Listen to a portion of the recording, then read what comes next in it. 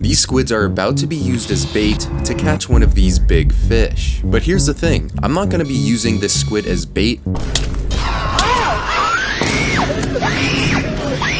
but instead I'm going to try to save this squid and turn him into my pet. But this video wasn't as easy as I thought. I went through so many unexpected events that made me think if it was even possible to do. But the only place to buy these squids alive was at a floating dock in the middle of the ocean. And on top of that, these squids are very, very fragile. So since these are bait squid, where would they go if I didn't end up saving them? And to find out, I went on a commercial fishing trip with a live squid to see what would happen to them. Alright guys, we're on our way to the Bait Barge. We are about 30 minutes away. This is the Bait Barge. It's where they hold all the live squid. It's also common for them to sell live sardines and anchovies as well. There's always a chance they don't have squid, but they happen to have some today.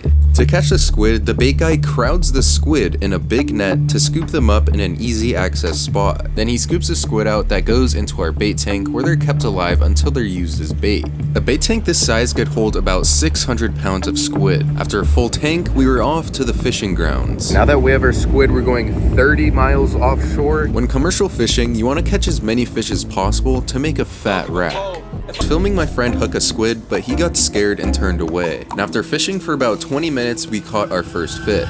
This is a white sea bass. And by the end of the night, we caught about 18 of them. All these fish were sold to restaurants when we got home. This was a sad clip of me hooking a squid, but hey, you gotta make some bread one way or the other to buy the cool things you want in life. As it got nighttime, I even got to witness how they even catch squid in the first place. These squids are attracted to light, and when they gather in, boats like this set a net around them, which are then sold to the bait barges or to the fish market. Aside from using the squid at the island, we also catch big tuna in the dark as well. After fishing for 3 days, I came up with a plan on how we can save our squid. Since this is a boat-only access thing, since the bait barge is in the middle of the ocean, I luckily have a skiff that me and my dad built like 4 years ago. But the problem is I don't have a bait tank like the boat I was on. And it's crucial to have a bait tank because having the water filter in and out of it is very critical, or else there's a good chance the squid could die. I'm thinking I'm gonna turn this into our bait tank. It's about 20 gallons. I think it's the perfect size. After getting tubing and a few other items, I went home to get started on our bait tank. So to pump the water inside the trash can, I have this pump. I also welded this bracket so we can mount the pump. And it screws in very easily, or it's nice and solid. Then lastly, we have the tubing so it connects to the trash can. For the tube to connect to the trash can, I had to make a watertight insert. This is where the water is going inside of the trash can. But when the trash can fills all the way up with water, it needs somewhere to go. So I made this hole for the excess water and it'll just drain out of the top. The bait tank is complete. As you can see, I connected it to a tube. We're gonna test if it works. As the water goes into the bait tank, it goes out of this elbow, which creates a current inside of the bait tank. When the water reaches the top, it then drains out of the drain. And just like that, we have our own makeshift bait tank, and then I installed it on the boat. At this point in time, we have everything ready to go to the bait barge to get our squid. So I brought my truck around, hooked it up to the trailer, then we were on our way. But after an hour-long drive, we arrived at the launch ramp. Alright guys, we're in the water. Moment of truth if this bait tank works. Oh my god. With my luck, something would usually go wrong, but this time we're chilling. We are off. We out this hoe. The drive from the launch ramp all the way to the bait barge was about 45 minutes. The weather was really nice this day and it was pretty calm for the most part. On the way there, we saw these tankers, and in person, these things are absolutely gigantic. But 30 minutes later, we got sight of our bait barge and we were almost there. As we arrived, there was a bunch of seagulls, so that means there was some fish there. But as we arrived, I was planning on only buying 3 squids. But unfortunately, it was a minimum buy of $50. For the price of $50, what you get is 1 net full of squid. Within 1 net full contains about 30 pieces of squid. As they're being transferred, it's very common that they squirt ink everywhere because they're in distress. And that causes the water to get a little bit dirty. So like I said before, these are California market squid, and these guys are always in schools. They're never alone and they always move in packs. We have our squid, look at them. These guys are pretty big too. No, there's a dead squid. Guys, this squid died. So my fish tank at home is where I'm gonna put them, and my tank is only so big and I can't keep all of them, so I'm going to have to release a few. Just like any other bait fish like sardines, you can see that they leave all in the same direction and inside of a group. You might think that these squids are kind of slow, but they actually move pretty fast. Whoa! Whoa! You also might be wondering what this white thing is that was left behind by the squids. Well, these are actually squid eggs. Inside the sack, there's hundreds of little eggs inside of it, and it typically takes them about 3 to 8 weeks to hatch. I released a bunch of them, there's only a few left inside of here. So we're now going to head back home and see how they do. Just like the ride to get out here, it's going to take about 45 minutes to get back. And thankfully for our bait tank, it won't be a problem because it filters a clean water in and out. But as we arrived, it was time to see if they were alive. Guys, this is the first check-in to see how they're doing. At first glance, I can tell that the water wasn't very clean. It had a greenish tint to it because that's what the water was inside of the bay. It was kind of hard to see how the squids were doing, so I put my hand inside to see if I can get any reaction. It was kind of hard to see inside the tank, but I just assumed that they were doing okay. They're at the bottom of the tank, which kind of worried me, so I hurried up as fast as I could. But the main problem I'm worried about is the sun heating up the water in the trash can because the squid will die. So I layered the trash can with towels to prevent the sun from heating it up. Theoretically, it should work, but my drive is also an hour away, which is also pretty stressful. And since I was in Long Beach and it was the weekend, there was a bunch of extra traffic, but we were almost home to see if the squid actually survived. Alright guys, moment of truth.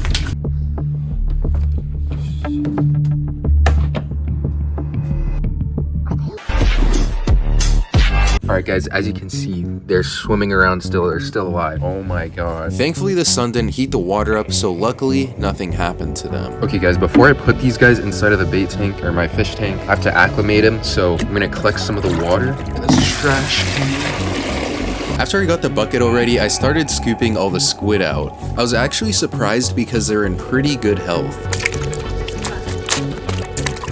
After I collected all of them, it was finally time to put them inside of my fish tank.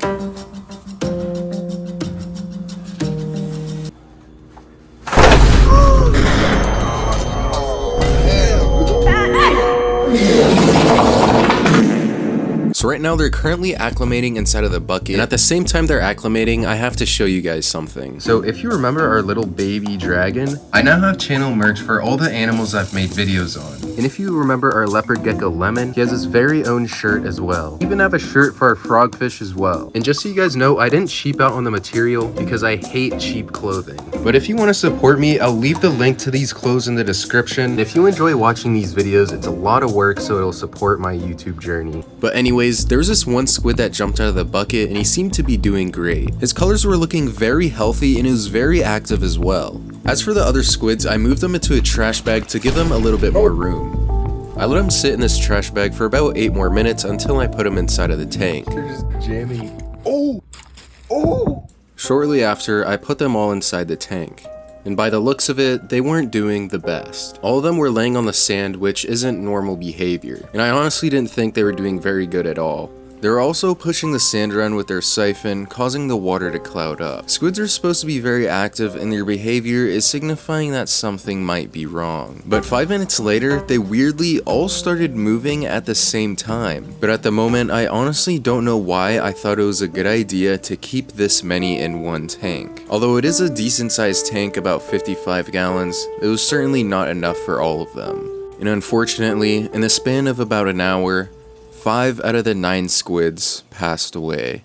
Alright, we got 4 squids left. I'm gonna take a nap because it's getting late, and I guess we'll see where we're at in the morning.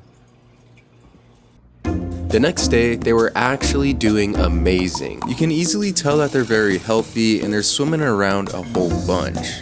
From a top view, you can see that their skin is very healthy and bright, which means they're comfy. And if you were wondering who this little shrimp was, this is Danny. But there's also another one named Jacques. If you watched my previous videos, these are my 2 little spot prawns that I saved from the grocery store. So the shrimps and the squids are going to be tank mates.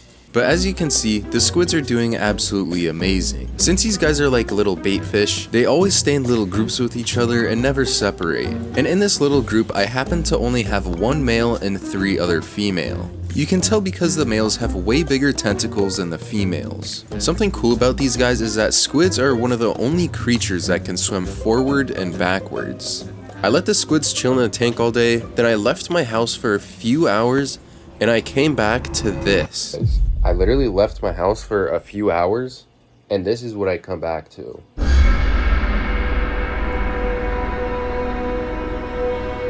You couldn't even see inside of the tank. You might be curious why it's so murky. My tank has mud and sand on top of it. And since squids have siphons, they can blow water on the sand. Therefore, they push the whole layer of sand out of the way for the mud to seep out. One squid even died. But this was for a reason. When market squid breed, they are known to die shortly after. I even got a clip of a squid laying immense pipe on this poor little squid. And if you look closely, you can see a small egg sac underneath her. But the one that died was also one that was breeding and left a whole patch of eggs in the sand. Even though the squid passed away, she left a whole generation of babies behind. Inside the sac, there's small little bubbles, which are actually the squid. But when these eggs are laid, they're planted underneath the sand so they don't get blown away by the current. And since our tank got all murky, it was not optimal for squid living conditions. So I had to change the water, so I went down to my canal to pick up a few buckets of water. To get rid of all the dirty water, a water change for this fish tank was an absolute must.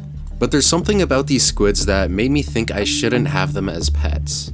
Because unlike cuttlefish, which don't really move as much as market squid, these guys need way more space, so I decided to do a mission. To scoop them up and relocate them back to the ocean. So I scooped the remaining squid up back into the bucket. And I went outside to my truck and then I started driving to the beach. A mile off of this beach is where they're normally caught at times. I have the squid.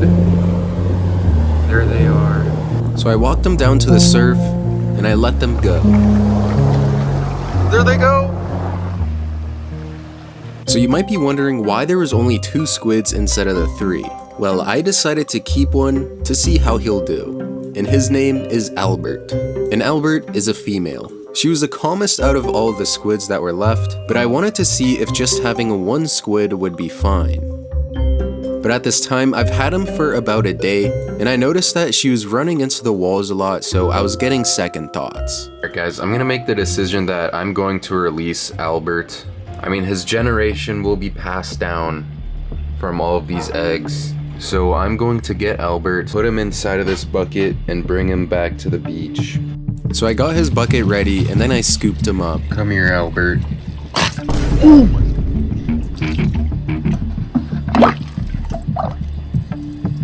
Now that Albert was all ready and he was inside of his bucket, it was now time to bring him to the beach. Yeah. The time I was doing this was nighttime, but that's perfectly okay because these guys are also nocturnal. It was kind of cold and windy, but I had one mission in mind. There's Albert. Here you go, buddy. Okay, he's gone. Oh shit. Back when I got home, I did a final water change so the water was clean again. And as for the squid eggs, they were doing perfectly fine. And these eggs are actually something I could breed in my room. So make sure you subscribe because I want to hatch and raise these baby squid. And just a reminder, all these clothes will be available on my shop. I'll leave a link in the description below so you guys can check them all out.